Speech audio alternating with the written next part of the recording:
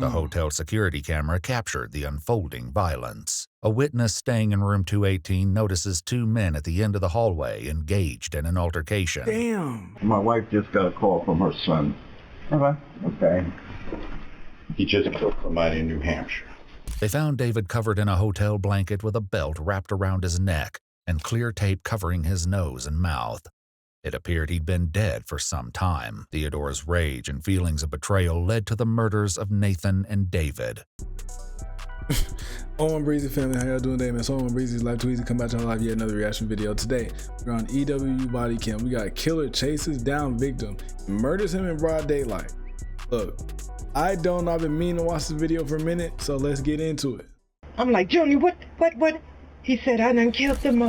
And my heart dropped. I said, what are you talking about? Where are you? He said that he cut him up with a machete. Guests at the Country Inn and Suites in Bedford, New Hampshire are settling down for a quiet evening indoors when the peace is suddenly shattered. It's crazy. As investigators gather the facts, they're unaware of another utterly harrowing secret hidden inside one of the hotel rooms. The following report is based on police records, and most of the footage has never been seen before until now. Please note that while the following CCTV footage is intense, it does not show anyone being physically harmed or injured. Shortly after 4:30 on August 21, 2021, two men check into the hotel. The one on the left is 28-year-old Nathan Cashman, and the other is 42-year-old Theodore Lucky. While nothing seems amiss at first glance, one of these men harbors murderous thoughts about to be unleashed. And I mean, from the time I seen this guy, I don't know, I just had a bad feeling about him. Creepy. Minutes after this encounter, a witness in room 312 hears hair-raising cries from the hallway on the third floor. Sound like a man. And I'm gonna be honest, this is exactly why I don't stay in inns, motels. I'm just talking about shit like this. It'd be crazy motherfuckers in there. I feel like in a hotel, you gotta actually pay some type of money to get up in there. You gotta pay the deposit, all that. It's like, okay, people that got some crazy type of deranged thoughts, you know, usually ain't having money like that. Okay, so they ain't gonna spend money on like a hotel room. They will, don't get me wrong. But I'm saying a lot of this shit be happening in like motels and like inns, you know, kind of what's the word?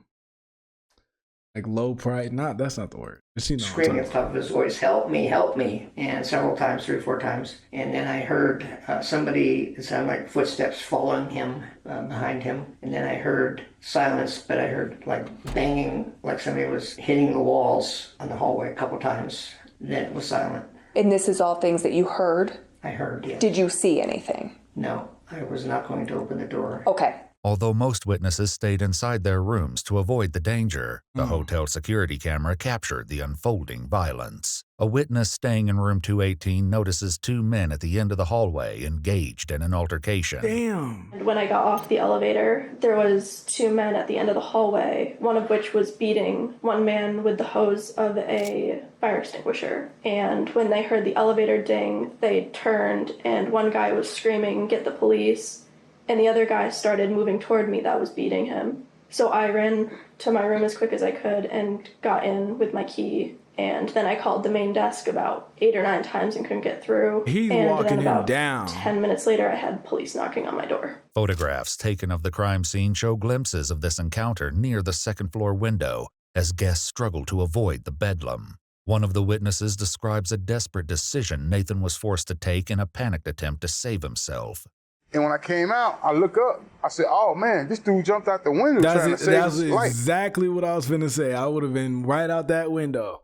Look, you might break your shoulder or some shit, or you might hit something, but that's better than being dead. Look. You know what I'm saying? There's blood all on the window. The frame of the window's on the ground right there. And then that's when the other maintenance guy that's here was sitting in his car. I went over and told him, I said, man, did you see that? He said, no, I didn't see nothing. I was down on my phone. I said, man, look, dude just jumped out the window. 2 minutes later, at least 2 minutes later, there's a white guy running around the corner, and then all of a sudden, the guy came behind him with the black guy with the red hair had a machete in his hand. And he whacked him in the back of his head right before he went in and put like another gash of many gashes that this guy already had on him. So he goes in, and I'm like, oh, man. As Theodore chases Nathan back inside the hotel, Another eyewitness recounts what he observed inside the lobby as the assault nears its gruesome conclusion. The two people came blasting into the door, and the one in the front, the other guy was chasing, was saying, "Please help, please help." I saw the guy hit him once, and then we just got out of there. That was the last thing we saw. Security camera footage further underscores Nathan's desperate struggle to escape the malicious assault as witnesses look on in horror. As Theodore continues his relentless attack against Nathan, the front desk clerk inexplicably puts himself in grave danger while he's on the phone with a 911 operator. While it may seem that this situation is coming to an end, Theodore is just getting started, and another horrifying discovery remains to be uncovered behind the closed doors of this hotel. This horrifying attack in the lobby lasted almost 4 minutes, but it'll take investigators much longer to uncover the reasons behind such a cruel assault. Why is he, look, he probably don't have no weapon, but he just passed by them and just let them do whatever you're gonna do. Like, I know you probably, like, in this situation, what can you really do? If you don't have no type of weapon, that nigga got a machete. He's been chasing that nigga. So first of all, you go off the rip, you're like, yeah, that nigga's crazy. I'm really not gonna f with him. If you had a gun or something, then I would do something. You know, just cause you're working there, I mean, damn, that's a situation though. Cause if you shoot him and kill him, you might get charged, but you might have been saving somebody else's life. I don't know, man. Well, I don't know what I'll do. I mean, if I was in that position and I had a weapon, first of all, I wouldn't be staying around here. Look, I don't know if I try to I would probably try to direct the guy, like, go in here, or like, I'll try to close the door or something. But if I close you in somewhere and like lock the door, I know he ain't gonna cover me. You feel me? That's what I'm saying. If you have a weapon, then I think you should, take some action. But if you ain't got one, it's kind of like, hey, bro, that nigga got a machete. Like, that. 12 minutes later, the medical team arrives to check on Nathan. And they walk in. Paramedics note a deep usual laceration across Nathan's neck, suggesting that his throat had been slit, and declare his death. Unsurprisingly, a medical examiner will later note in the autopsy report that Nathan died from multiple chop wounds of the head, neck, and body. As Theodore flees the crime scene, officers are unaware that they're about to receive a lead from an unlikely location over 250 miles away. What's going on? My wife just got a call from her son. Okay. He just killed somebody in New Hampshire. Okay, he just got out of prison, apparently, and it's been back and forth down here. She come home, she's all upset. I'm watching the game, me and my cousin, she blew my high. She tells me, Junior just killed someone. Where the hell was Junior at? He's in New Hampshire. I talked to him on the phone. Sure it was him? I'm positive it was him, okay? And he's telling me, Dad, I understand, and I'm talking to him, telling him what not to do. Hey, I understand what's going on. He'll get killed tonight, okay? Because they're looking for him. More officers from the Asbury Park Police Department in New Jersey arrive on the scene, and Theodore's mother, Vivian Brown, relays vital information. I got a phone call from my son. He was hysterical. He was cussing, and my son don't cuss around me. He's like, Mom, you was f***ing right. You was f***ing right. I'm like, Junior, what? He said, I done killed the mother. And my heart dropped. I said, what are you talking about? Where are you? He said that he cut him up with a machete at some hotel or somewhere. And I was like, where are you? Where are you? He said, I'm in New Hampshire. I don't know where I'm at. I said, well, whose car are you driving? I don't know. Mom, I'm lost. I don't know. I'm just going to tell you. I'll just tell you that I love you. I'm saying goodbye to you. I'm going away for the rest of my life. I don't give a damn. He's dead. I'm covered in blood. I don't know. Yeah. As New Jersey officers dispatch this information to the New Hampshire State Police, Vivian shares more about Theodore. He just got out of prison Mother's Day weekend, May the 7th. Has he ever acted out like this before? That's why he was in prison the last time. According to online reports, Theodore was convicted of sexually assaulting a 13-year-old minor in 2004. And in 2012, he pled guilty to 2 counts of kidnapping and served a portion of his sentence in the Northern New Hampshire Correctional Facility, where he met Nathan. So he raped? Okay, no, let me not say that. Sexual assaulted a minor. We already know. You already know how I feel about that shit. We already get on the predators on every single video on this channel.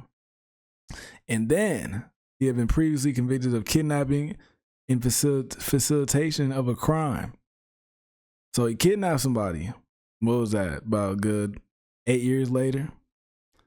And then he goes on to kill somebody who he met in the correctional facility. You know anyone by a Nate or a Nathan? He just got out of prison too. Okay. Evidently they were lovers in prison. Oh, Shocked by what their son has. And that is exactly what I was thinking when they walked into the hotel together. I'm like, oh, they on some gay shit. What you see two grown men walk into some place for? Like, you feel me? Unless they really good friends. But even though me and my homies, like, I ain't really walking in nowhere with you, bro. Unless we real close. I know what niggas is thinking. F that. So I'm like, that's exactly what I was thinking as soon as they walked into the hotel. Like, two grown men checking into a hotel together. What you think they on? Has just admitted to doing. Vivian has reached her emotional limit with Theodore. Oh, so he must have just killed his ass. He must have cheated on him or something. I'm not. Honey, as long as he's alive, I didn't look at it. But I'm like, When he took that boy's life, he should have took his right along with it. That's the way I feel about it. You don't go around here killing nobody. I don't care what they do to you. I agree. You don't take nobody's life. I understand that, You don't honey. do that. I just don't want him to die for being stupid.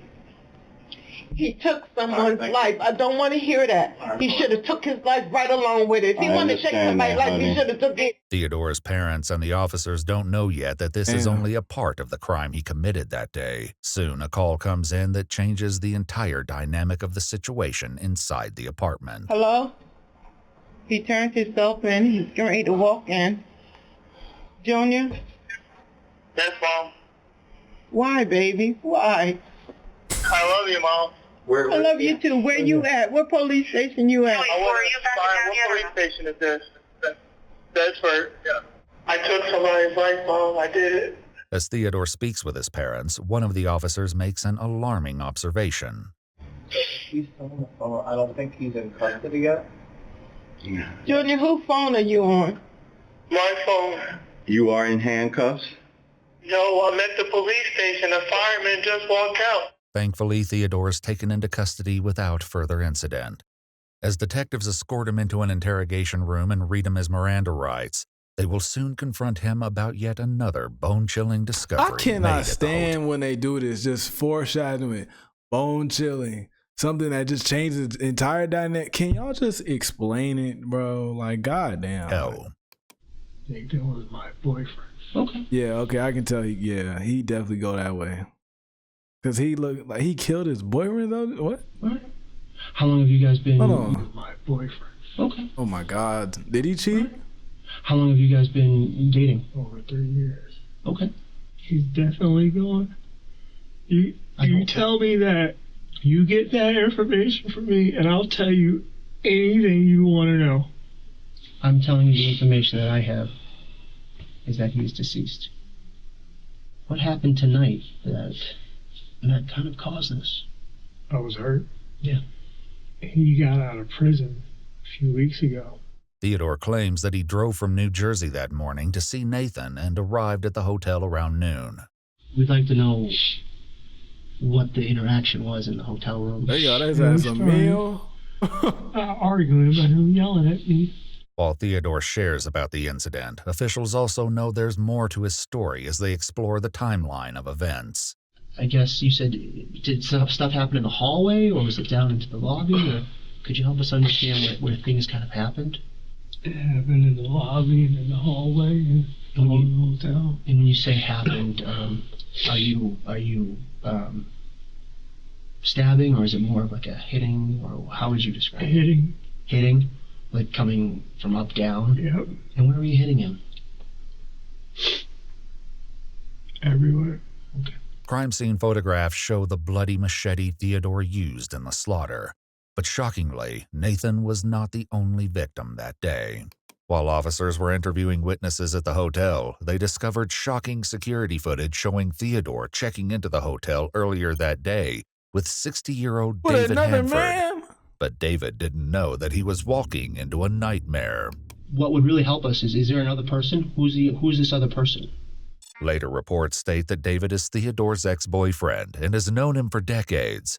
Theodore later claimed that David believed they were at the hotel for a romantic weekend and knew nothing about his plans for Nathan. Who's the other gentleman that you were asking about? Is he Dave. Dave? Okay. Where was Dave? In the room. So Dave was also in the room. In another room. Oh, okay. Did he come up with you from New Jersey? Okay. As officers started clearing the crime scene, That boy they was turned out. So you mess with a 60-year-old man going to check into the hotel? Or you checked into the hotel with a 60-year-old and then had your boyfriend from the county. Hold on, bro. You drove down to see him, didn't you? You said you drove down to see him. The guy who just killed him drove down to see Nathan, who's dead, with a 60-year-old man in the car with him. So he checked into the hotel with a 60-year-old man. Another man. You checked into the inn, whatever, with another man. Was the other guy already at this hotel? I'm pretty sure he said that he's already at the hotel. So you got two little boy toys in the same way. You freaked out and you turned out. Received information that there may be a second victim.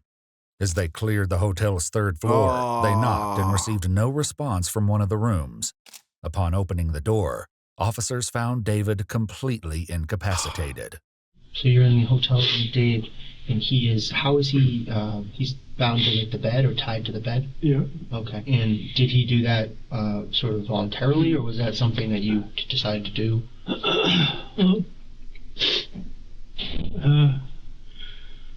David, well, more so him, he likes the whole SM and bondage type thing. They found David covered in a hotel blanket with a belt wrapped around his neck and clear tape covering his nose and mouth. It appeared he'd been dead for some time. While it's still unknown what prompted Theodore to commit this horrifying act, the eventual answer is something none of the detectives anticipated. I told Dave that I was hoping for the best, but preparing for the worst. I told Dave I didn't want to hurt him. I wish that I could leave you in the room like tied to the bed. But because I told you everything, you might get and tell everything. But I said, well, things go south. I knew what I was going to do. You didn't want him to get out? No. You mentioned you didn't want him to say what you had said about Nathan. Yep. Theodore claims that he kept David inside the room and eventually suffocated him to death because David knew about his plans. He feared that David might have escaped and warned Nathan about the impending attack. But to understand what motivated Theodore to attack Nathan, detectives must explore their relationship. 2 weeks prior to the events at the hotel, Theodore and his friends drove up to visit Nathan and noticed something odd about him. But then I came outside and I was talking to him and I noticed that there was a hickey on his neck. A week later, when Nathan calls off their relationship, things spiral out of control. Bro. And he said, I know what I'm talking about. Breaking up. I said, why? That's when he told me he had slept with some girl. Less than 2 weeks ago, you were telling me that you want to be with me, you want to marry me, and now you're moving in with your ex-girlfriend. He told me that he wanted to see me. Of course, I wanted to see him.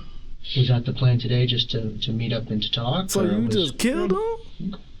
We laid in the bed together.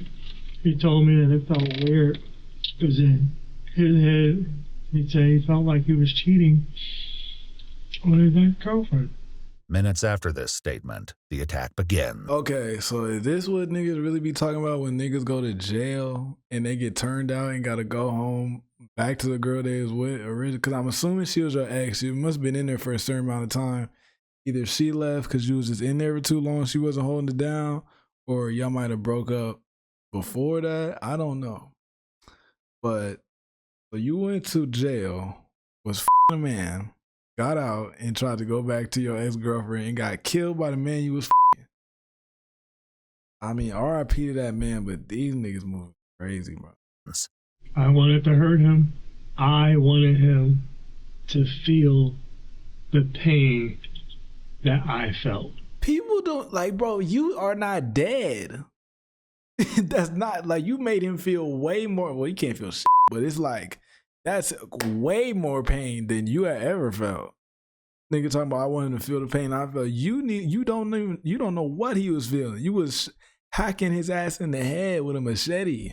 Theodore's rage and feelings of betrayal led to the murders of Nathan and David. On November 7, 2022, Theodore pled guilty to 2 counts of murder in the first degree. He received 2 life sentences without the possibility of parole.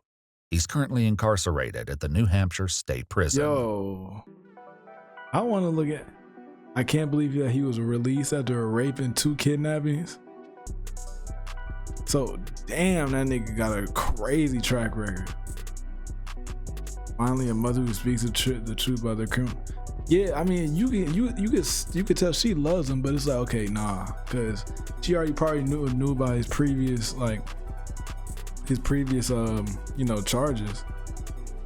Like if he assaulted a 13-year-old, assaulted a minor, and then he kidnapped somebody else, and then now he just she getting a call from her kid talking about, oh, I just killed somebody. She's like, yeah, I love you. And even when she said that, she's like, yeah, he should have killed his ass even when he killed the guy. She said after, oh, I love him. When she said that, when he said I love you, she said it back. So you can tell that she loves him. But like, gotta go, buddy. You tripping? You doing a lot. Guy running around attempting to open every door and kill her, not chasing but walking. Yeah, he was walking him down. She calls the front desk 8 times instead of calling 911. Wait, who? Sending him some comment. I'm like, who? I forgot who that. No. Hey, but y'all see what happened in that video, man. I hope y'all enjoyed it.